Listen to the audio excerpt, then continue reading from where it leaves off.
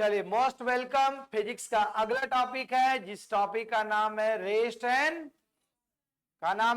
And motion. इसका नाम से ही काम है, एक व्यक्ति टेबल पर बैठा हुआ है और एक व्यक्ति दौड़ रहा है।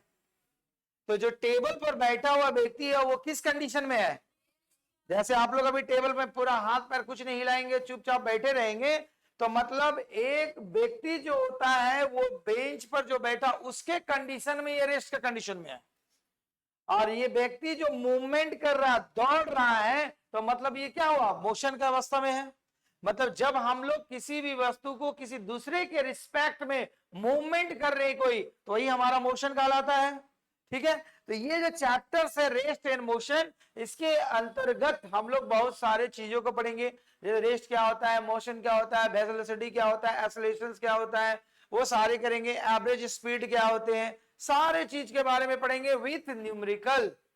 ठीक है, तो चलो, मोस्ट वेलकम टॉपिक। देखो रेस्ट क्या लिखा हुआ है, विराम और गति। विराम को कहा जाता है रेस्ट और गति को कहा जाता है मोशंस। ध्यान से समझिएगा टॉपिक को। बोला गया यदि किसी वस्तु की स्थिति, एकदम समझना है, यदि किसी वस्तु की स्थिति किसी स्थिर वस्तु के सापेक्ष, अगर कोई वस्तु है और एक अगेंस्ट में कोई दूसरा वस्तु है, जैसे बोले थे लड़का बैठा हुआ बेंच पर बैठा हुआ है, तो बोला गया यदि किसी वस्तु की स्थिति जो होता है किसी स्थिर, वो भी स्थिर कंडीशन में है कि वस्तु के सापेक्ष समय के साथ बदल रही है, मतलब दूसरे वस्तु की तुलना में उसकी स्थिति क्या हो रही है? चेंज हो रही है, टाइम के अनुसार बदल रही है, तो वो जो स्थिति कहलाती है वो कहलाती है मोशन, गति। क्या कहलाती है वो?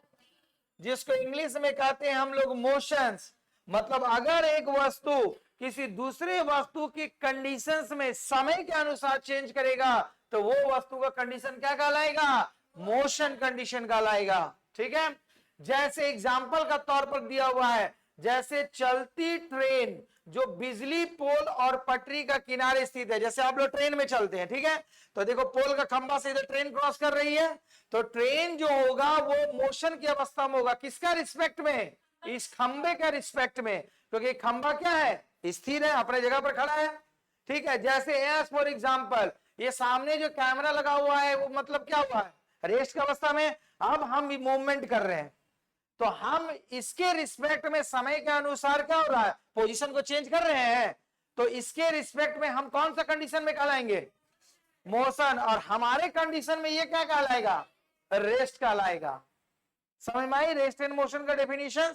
तो वही बोला गया, चलती ट्रेन जो बिजली पोल या पटरी के किनारे पेड़ पौधे के सापेक्ष में अपनी स्थिति बदलती है, तो वो ट्रेन जो कहलाएगी इसके रिस्पेक्ट में मोशन का कंडीशन में कहलाएगी।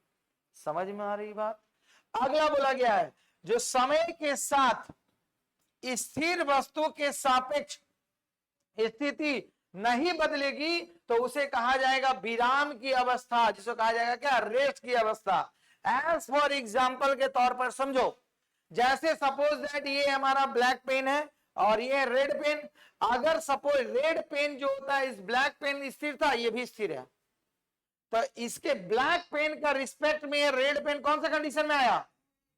रेस्ट का कंडीशन में आया। अब ये ब्लैक पेन का ये स्टे है और ये मूवमेंट कर रहा, तो इसके रिस्पेक्ट में रेड पेन कौन सा कंडीशन में आया? मोशन, क्योंकि टाइम ड्यूरेशन के अनुसार ये क्या हो रहा? चेंज कर रहा। तो रेस्ट क्या होता है, मोशन क्या होता है? समझ में आया? कहीं कोई दिक्कत नहीं। अगला स्टेप समझो, दूरी, जिसको हिंदी में कहते हैं, इंग्लिश में कहते हैं डिस्टेंस। अब वो डिस्टेंस है क्या? बोला गया वस्तु द्वारा किसी समय अंतराल में तय किए गए मार्ग की संपूर्ण लंबाई। अगर कोई वस्तु मूवमेंट कर रहा है, ठीक है, और एक किसी समय में वो चेंज कर रहा है अपने मार्ग को, देखो डिस्टेंस, सपोज करो ये आपका घर है, ये आपका मित्र का घर है, तो ये क्या हो रहा है? एक पोजीशन से दूसरे पोजीशन पर चल रहा है, लेकिन इसका क्या हो रहा है? डायरेक्शन फिक्स नहीं है, ये केवल क्या कर रहा है? डिस्टेंस को कवर कर रहा, दूरी को।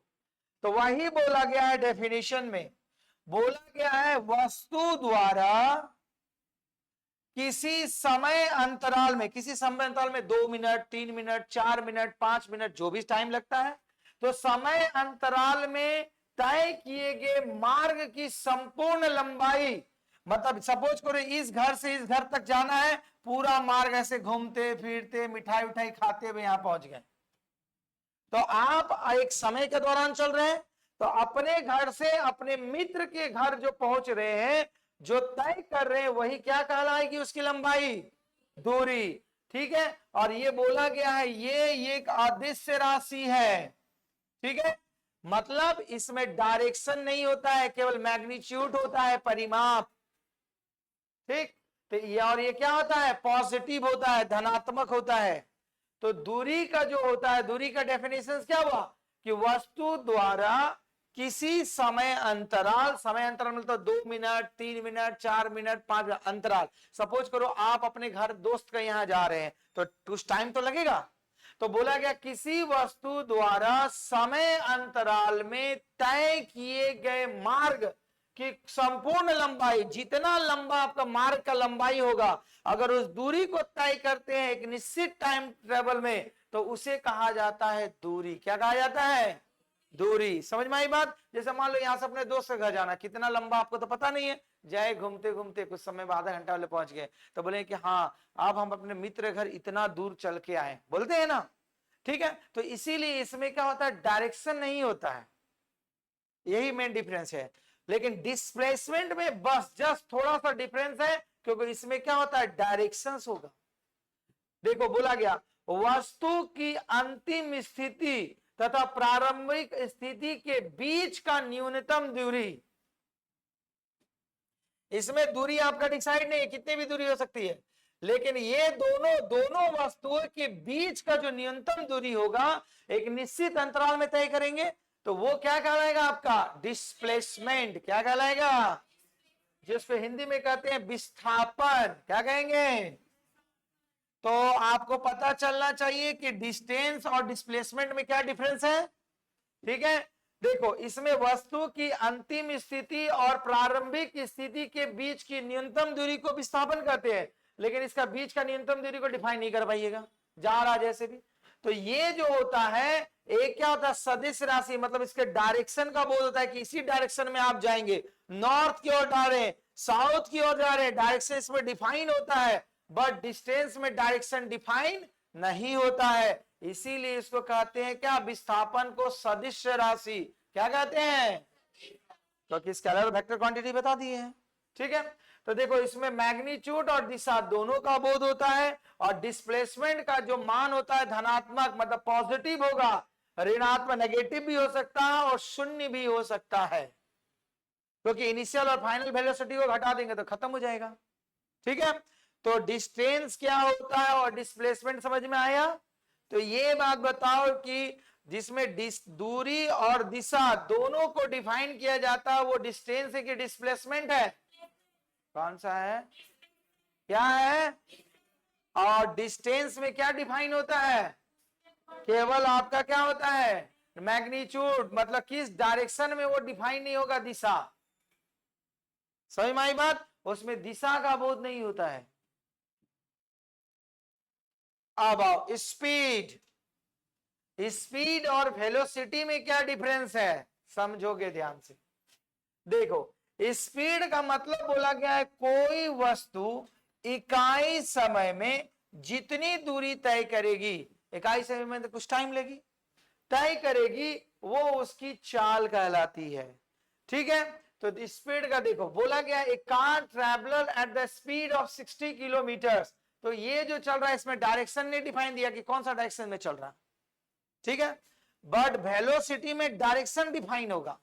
तो वही बोला स्पीड में अगर कोई वस्तु जितना समय में, 1 घंटा में, 2 घंटा में, इकाई समय में जितना दूरी तय करती है, वो उसकी क्या कहलाती है, चाल। क्या कहलाती है, जिसको इंग्लिश में क्या कहेंगे, स्पीड। क्या कहेंगे, स्पीड। तो ये बताओ स्पीड एक स्केलर क्वांटिटीज है कि वेक्टर क्वांटिटीज, या सदिश राशि क्या अदिश राशि। ठीक है, अदिश राशि है। ठीक है, और इसका एसआई मात्रा क्या होता है, मीटर पर सेकेंड। और वेलोसिटी का भी यूनिट होता है मीटर पर सेकेंड, लेकिन वेलोसिटी में क्या होगा, इसका डायरेक्शन डिफाइन होगा। बोला गया कोई वस्तु इकाई समय में देखो किसी निश्चित दिशा में जाएगी, उसका डायरेक्शन डिसाइड होगा कि ईस्ट में जाएगा, वेस्ट में जाएगा, नॉर्थ में जाएगा, साउथ में जाएगा, वो डिफाइन करना पड़ेगा। तो में जितनी दूरी तय करेगी यानी जितना विस्थापित होगी वही उसका क्या कहलाएगा, वस्तु का वेग, जिसको कहा जाता है वेलोसिटी। तो चाल और वेग में डिफरेंस समझ में आया। तो चाल में क्या होता है, डायरेक्शन डिफाइन होता है, नहीं होता है, लेकिन वेलोसिटी में डायरेक्शन डिफाइन होता है। तो देखो यही यहां पर एग्जांपल लिखे थे एक आपका, देखो क्या लिखा गया, स्पीड में a car is travelling at a speed of 60 kilometre. एक कार जो है वो 60 किलोमीटर प्रति घंटा की रफ्तार से चल रही है, लेकिन किस दिशा में जा रही है मेंशन है नहीं, दैट इज कॉल्ड स्पीड। अब वेलोसिटी मतलब car is travelling at the speed of 60 kilometre in east direction, वो पूरब दिशा में जा रही है, तो मतलब इसका डायरेक्शन भी डिफाइन किया गया है, दैट इज कॉल्ड, इसको क्या कहेंगे, वेलोसिटी। तो स्पीड और वेलोसिटी में अंतर समझ में आ रहा है।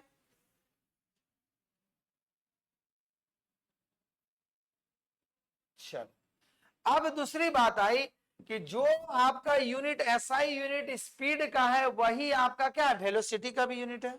तो इसका इकाई क्या होता है, मीटर पर सेकेंड। इसका वही, ये पॉजिटिव भी हो सकता है, नेगेटिव भी हो सकता है और जीरो भी हो सकता है। ठीक, तो स्पीड और वेलोसिटी के बारे में समझ में आया, कहीं कोई दिक्कत नहीं, क्योंकि समझते जाना, अभी न्यूमेरिकल आएगा आगे। देखो यही आपका है, फिर क्वेश्चन आएगा how to calculate average speed, कैसे एवरेज स्पीड को कैलकुलेट करेंगे। तो हम लोग बेसिक जानते हैं ना, स्पीड बराबर क्या होता है, डिस्टेंस बाय टाइम। मतलब अगर कोई वस्तु, ठीक है, आपका बोला जाएगा 2 घंटा में 30 किलोमीटर दूरी तय करती है, कितना घंटा में, 2 घंटा में आपका डिस्टेंस जो ट्रेवल कर रही है वो 30 किलोमीटर जा रही है, तो बोलेंगे उस वस्तु का स्पीड, या सपोज को कार का बोल देंगे, अगर कोई कार 2 घंटा में 30 किलोमीटर जाती है तो इस कार का स्पीड कितना होगा, क्योंकि फार्मूला होता है डिस्टेंस बाय टाइम। तो इसका दूरी कितना है, 30 किलोमीटर, समय कितना लिया, तो इसका स्पीड हो जाएगा 15 किलोमीटर पर आवर। तो ये हुआ स्पीड निकालने का, इसमें तो कोई दिक्कत नहीं है। बट आपसे क्वेश्चन पूछा था how to calculate average speed, औसत चाल डिफाइन करना है। तो स्पीड जब समझ में आएगा तो एवरेज स्पीड भी निकल जाएगा, क्योंकि स्पीड का तो जनरल फार्मूला क्या है, डिस्टेंस बाय स्पीड का फार्मूला।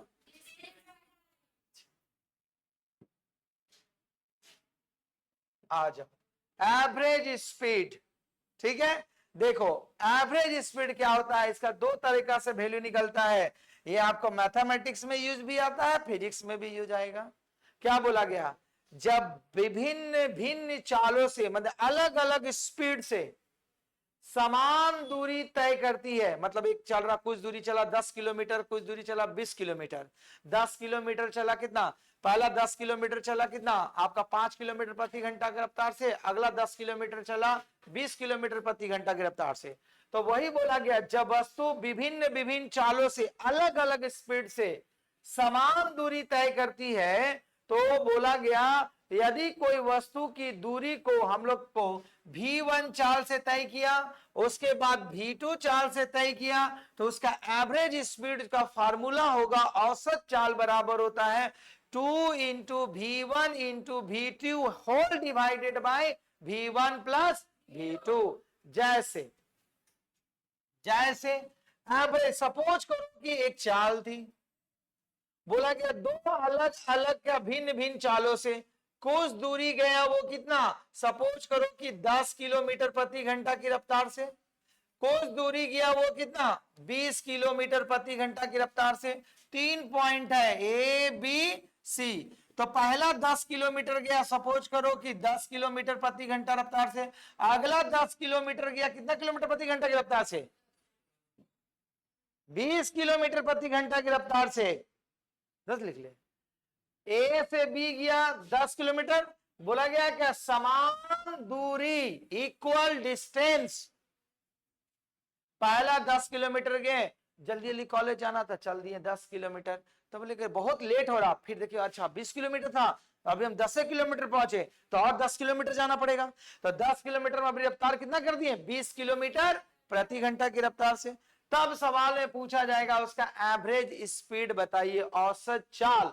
तो देखो, तो यहां पर आपका दिखा गया क्या, हमारा स्पीड तो मेंशन कर दिया गया था, ठीक। तो क्या हो जाएगा 2 into 10 into 20 divided by 10 plus 20, ठीक है। तो ये क्या निकल जाएगा आपका औसत चाल। तो एवरेज स्पीड दो कंडीशन में निकलता है। पहला कंडीशंस में जब आपका चाल स्पीड अलग अलग हो लेकिन डिस्टेंस क्या हो सेम होगा, तब आपका फार्मूला क्या बनेगा बोलो 2 into V1 into V2 whole divided by V1 plus V2। V1 represent करेगा पहली चाल को और V2 रिप्रेजेंट करेगा, ठीक है। दूरी तो आपका कॉमन था इसीलिए नहीं लिखा गया। समझ में आ रहा है, समझ में आ रहा है। अब दूसरा समझो, दूसरा इसका कंडीशन एवरेज स्पीड का क्या निकलेगा कि जब वस्तु विभिन्न विभिन्न चालों से समान समय तक चले, ठीक है, समान समय तक चलती है। यदि यात्रा का पहला आधा समय, ठीक है, कार की गति क्या होगा V1, फिर दूसरा आधे समय में किस रफ्तार से चलेगी V2, तब उसकी रफ्तार जो बनेगी एवरेज स्पीड बराबर क्या होगा V1 plus V2 divided by 2। क्योंकि बोला गया देखो इसकी चाल अलग रहेगा लेकिन समान समय रहेगा, टाइम भी इसमें क्या रहेगा आपका सेम। यहां क्या सेम था दूरी सेम था और इसमें क्या सेम है, डिफरेंस समझ में आ रहा है, लेकिन स्पीड दोनों का क्या है अलग अलग। तो जब दोनों का दूरी अगर सेम रहेगा और जब दोनों का टाइम सेम रहेगा, मतलब इसमें भी 2 घंटा चला, ए से बी तक चला 2 घंटा, फिर बी से सी तक चला 2 घंटा। पहला में चला 20 किलोमीटर प्रति घंटा की रफ्तार से और दूसरा चला 30 किलोमीटर प्रति घंटा की रफ्तार से। तो दोनों कंडीशन में उसका टाइम क्या है सेम है, समान टाइम है, लेकिन उसका स्पीड क्या है अलग अलग है। तो इस कंडीशन में आपका फार्मूला क्या होगा V1 plus V2 divided by 2, किसका एवरेज स्पीड का।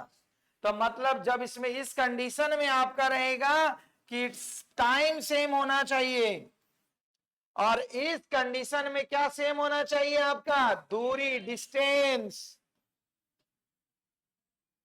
तो जब दूरी डिस्टेंस तो आपका स्पीड तो अलग अलग रहा, तो स्पीड जब अलग अलग रहा लेकिन अगर उसमें दूरी अगर डिस्टेंस सेम रहेगा तो फार्मूला क्या लगेगा एवरेज स्पीड बराबर, ऐसे बोला कि वहां से आते आते ही खत्म हो, है ना। 2 into V1 plus V2 whole divided by V1 plus, ये कौन सा कंडीशन में रहेगा जब डिस्टेंस सेम रहेगा और जब टाइम सेम रहेगा तब एवरेज स्पीड बराबर क्या होगा V1 plus V2 divided by. ये तो सिंपल है, याद रहेगा, ठीक, कितना याद रहेगा हम पूछेंगे। Very very important accelerations. देखो आप लोगों की दिमाग में जाए एकदम खटाखट, इसीलिए पिक्चर के साथ बता रहे हैं। देखो एक्सेलरेशंस, एक्सेलरेट करना बोलते हैं गाड़ी को एक्सेलरेट दो, तो मतलब एक्सेलरेशन का पहले डेफिनेशन एक गाड़ी लगा हुआ है, ठीक। एक्सेलरेशन को रिप्रेजेंट करते हैं स्मॉल ए से, ठीक है।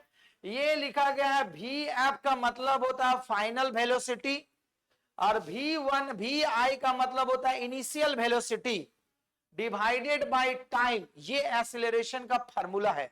तो पहले समझो डेफिनेशन तब उसकी चर्चा करेंगे। तो देखो एक्सेलरेशन क्या बोला गया, किसी वस्तु के वेग परिवर्तन की दर, वेग परिवर्तन मतलब अभी आप स्टार्ट किए 40 का रफ्तार से, फिर एंड चला गया 60 किलोमीटर जाके वो रोक दिए स्पीड जाकर के। स्टार्ट कितना की रफ्तार से गए थे?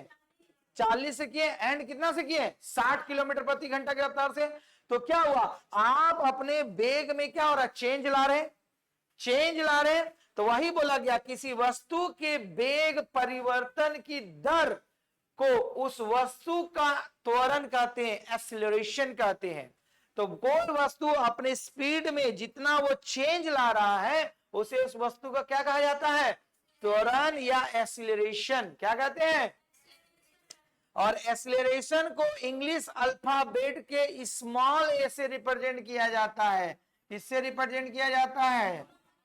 कैपिटल ए से नहीं रिप्रेजेंट कर देना, समझ में आए? कोई फिजिक्स पढ़ रहे, हर चीज का वैल्यू होगा। तो इसे स्मॉल ए से सूचित किया जाता है, इंडिकेट किया जाता है। और इसका एसआई यूनिट क्या होता है? मीटर पर सेकेंड स्क्वायर। तो जब आप कैलकुलेट करके जो यूनिट लिखिएगा, वहां मीटर पर सेकेंड नहीं लिखिएगा। मीटर पर सेकेंड किसका स्पीड है? डिस्प्लेसमेंट एंड वेलोसिटी का। लेकिन एक्सीलरेशन कैलकुलेट करने के बाद जब यूनिट लिखिएगा, तो यूनिट आएगा मीटर पर सेकेंड स्क्वायर। जैसे हम लोग एरिया लिखते हैं तो स्क्वायर लिखाते हैं ना, क्यूब निकालते हैं तो क्यूब लिखते हैं ना, वही इसका यूनिट है। समझ में आ रही बात ना? आ रहा समझ में? धस रहा है? ठीक।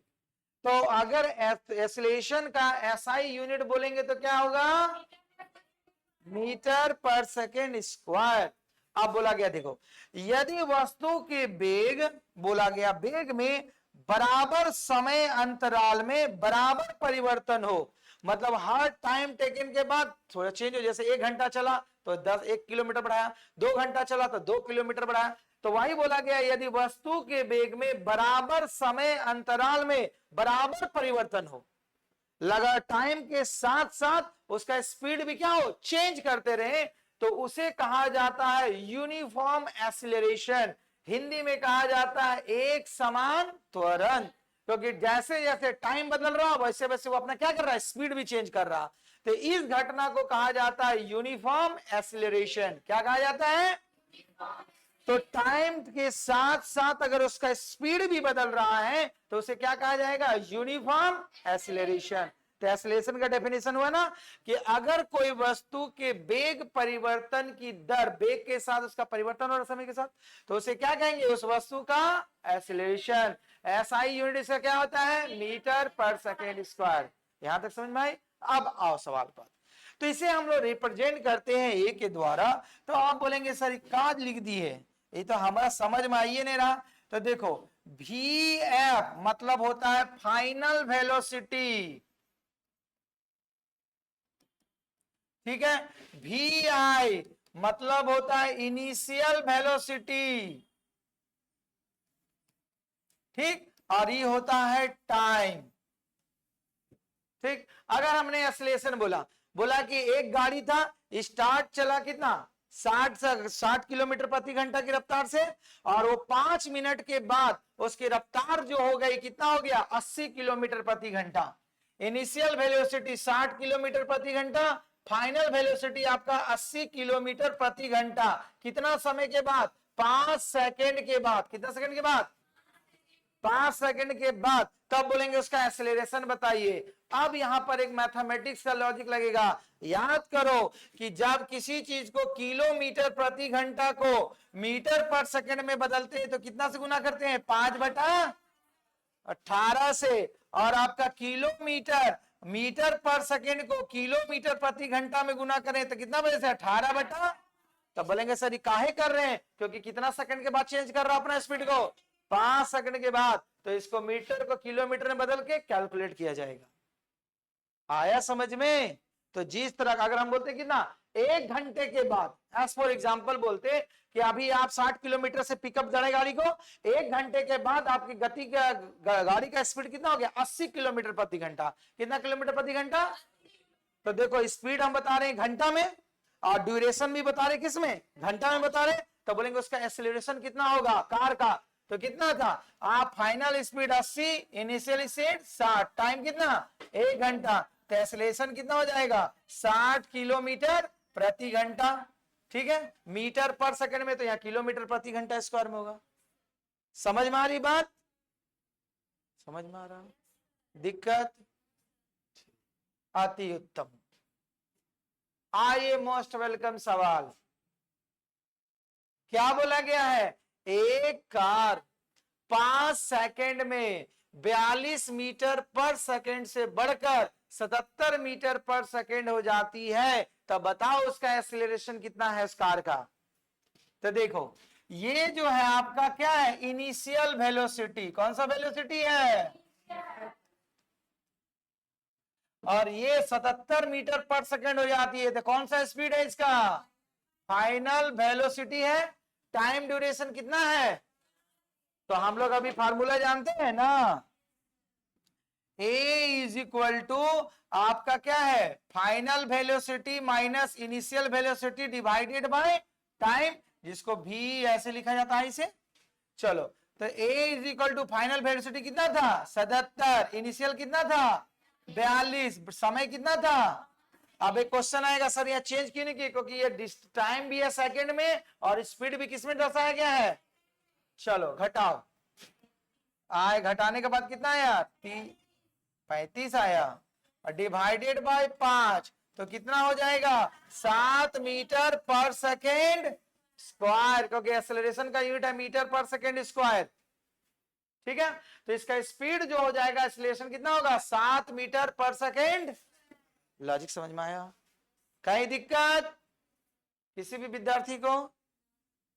तो हमारा बना के दिखाओ दूसरा सवाल, वेटिंग को चाहिए। अच्छा एक और बढ़ाने दो तब फिर बताएंगे, रुक जाओ। देखो रिटार्डेशन, मंदन क्या होता है? ठीक, बोला जाएगा वैसे त्वरण जो प्रति सेकंड वेग को घटा देता है।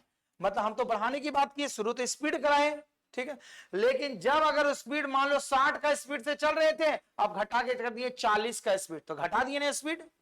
तो बोला गया है कि वैसे त्वरण एक्सीलरेशन जो प्रति सेकंड उसका स्पीड वेग को घटाएगा, तो उसे कहा जाता है रिटार्डेशन। क्या कहा जाता है? ठीक है, और ये हमेशा इसका वैल्यू नेगेटिव में आएगा, क्योंकि फाइनल वैल्यू आपका 40 है और इनिशियल वैल्यू कितना आपका है? 60 है, तो घटाने के बाद इसका जवाब क्या आएगा? माइनस में ही ना चलेगा।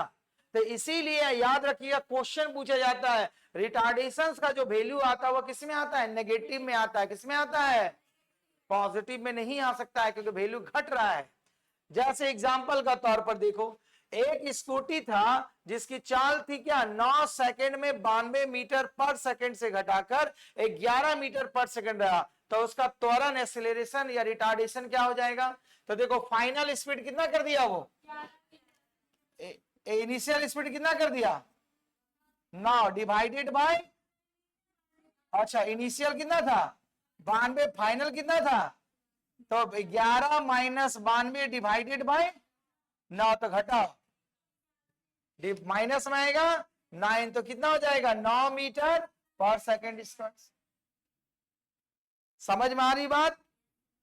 दिमाग में जा रही है? तो इसीलिए इसका वैल्यू क्या है? नेगेटिव में, मतलब रिटार्डेशन हो रहा। तो एक्सीलरेशन का जो वैल्यू होता है पॉजिटिव, बट रिटार्डेशन का वैल्यू हमेशा किसमें आएगा? नेगेटिव में, क्योंकि घटने वाला मान है। कितना रहेगा समझ में? चलो थर्ड नंबर बना के दिखाइए, उसके बाद आगे बता रहे हैं। धन्यवाद।